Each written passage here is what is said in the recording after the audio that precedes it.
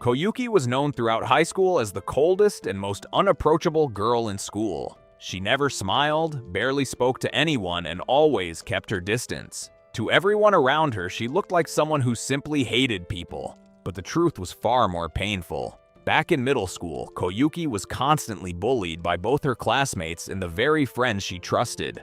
Because she was petite and much shorter than everyone else, she became an easy target. People pushed her around, mocked her, and laughed at her every single day.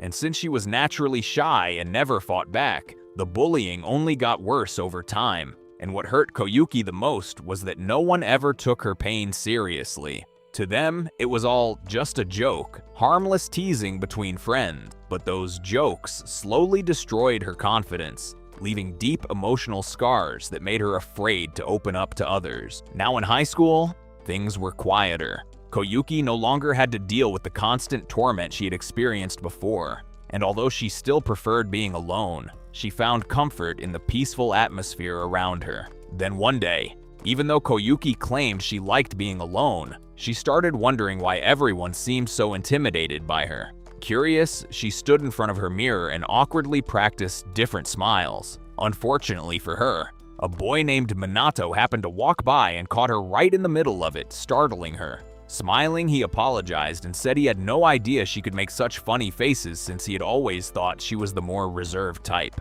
Just then, his friend Yoda, an unusually tall guy, joined them and apologized on Minato's behalf. This surprised Koyuki, as the two of them seemed to treat her normally compared to everyone else. Later, when Koyuki returned to class, she was surprised to see someone sitting in her seat. Unsure of what to do, she simply stood there quietly and waited. But the moment her classmate noticed her, the girl immediately became frightened and quickly apologized before rushing away, while Koyuki could only look confused, wondering why everyone seemed so scared of her. After class ended, Koyuki received a message from her friend asking her to wait so they could walk home together.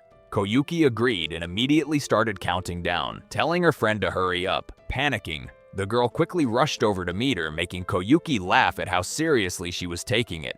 Apparently, her friend was none other than Miki, a girl from another class whom everyone considered the school's queen, someone who could befriend practically anyone and was the complete opposite of Koyuki. As they walked home, Miki suddenly asked Koyuki if she could come over to her house that night to study. Koyuki agreed, mentioning that her mom wouldn't be home today. But later that night, instead of studying, Miki kept complaining about her classmates. She said that even though they were good people, they always treated her like some kind of idol.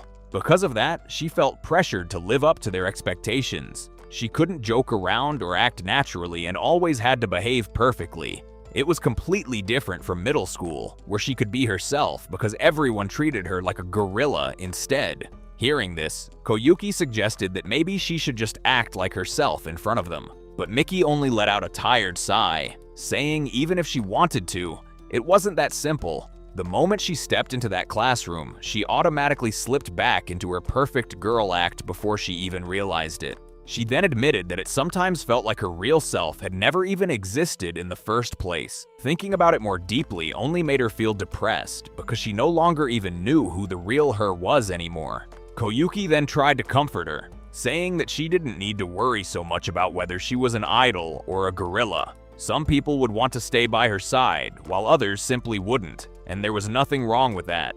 As for herself, Koyuki said she would rather be alone than spend time with people she didn't truly vibe with. Hearing that shocked Miki, because she felt like she would rather die than go an entire day without talking to anyone. Still, she couldn't help but admiring Koyuki for it and wished she had the same strength to be alone like her. The next day, Koyuki arrived at school earlier as usual. When she opened her bag, she was surprised to find one of Miki's books inside. Realizing Miki must have accidentally left it there last night, Koyuki quickly headed to her classroom to return it.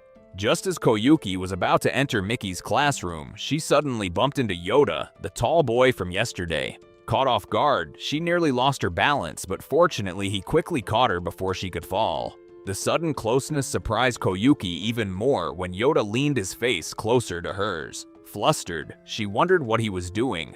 A moment later, Yoda finally recognized her from yesterday. He immediately apologized and explained that he wasn't wearing his contact lenses today, so he had trouble seeing who she was at first. Koyuki told him she didn't mind and then asked if he was in class 5. Yoda shook his head and explained that he was actually in class 6. He had only come to pick up a textbook he had lent to a friend. Koyuki then showed him the book in her hands and explained that she'd come to return it to Mickey as well. But after saying that, she realized she actually didn't know where Mickey's seat was, and awkwardly asked if he could help her find it. Hearing that, Yoda couldn't help laughing, finding it ridiculous that she didn't know where her own friend sat. Still, he agreed to help and led her to Mickey's desk. Once they arrived, Yoda jokingly asked if she wanted to leave a message on the desk since she had already brought the notebook all the way there. But Koyuki simply replied that it was fine since she could just send Mickey a message instead. That answer made Yoda laugh again as he admitted that he always scribbled all over his friends' desks whenever he stopped by their classrooms. Hearing that made Koyuki smile a little too, quietly thinking that he was actually a pretty laid-back guy. Later, as Koyuki walked through the school park on her way to grab a drink from the vending machine, she noticed Minato, one of the boys from the other day, sitting nearby with his group of friends, laughing loudly together. Almost as if he sensed her staring, Minato suddenly turned and noticed her. Startled, Koyuki quickly looked away and hurried off before he could say anything. Then later, but while she was standing in front of the vending machine deciding what to buy, Minato caught up to her. He asked why she had avoided him earlier before casually introducing himself properly. Even though he seemed friendly enough, Koyuki still felt wary around him and couldn't shake her suspicion. A moment later, Minato's friends walked over as well. One of them jokingly warned Koyuki to be careful because Minato might be trying to hit on her, though they quickly laughed it off afterward. Still, something about their attitude bothered her. The way they joked around reminded Koyuki of the kind of people who used to bully her, causing her expression to grow even colder. Sensing the awkward tension, Minato tried to lighten the mood by pulling at his cheeks playfully, reminding her to smile. In response, Koyuki forced an awkward, almost unsettling smile before quietly excusing herself and walking away. Watching her leave, Minato couldn't help but feeling that she was intentionally keeping a wall between herself and other people. Afterward, when class ended, Mickey told Koyuki that she would be busy with her class for a while and asked her to wait at the community center first. However, on the way there, two creepy men started following Koyuki and pressured her to hang out with them since she was alone. Frustrated, Koyuki wondered why people always approached her like this whenever she was outside of school. Fear and irritation mixed inside her as she searched for a way to escape. Then, across the street, she spotted Yoda walking by. Relieved, Koyuki desperately waved at him for help, but because of his terrible eyesight, he didn't seem to notice her at all. Cornered with no other choice, Koyuki suddenly stopped and coldly told the men to leave her alone because she wasn't interested. She then quickly pushed past them and walked away, only to bump into Yoda, who had crossed the street. Looking down at her with a gentle smile, he casually admitted that he thought it might have been her after all. If you've made it this far, please like and subscribe for more videos like this. Thank you.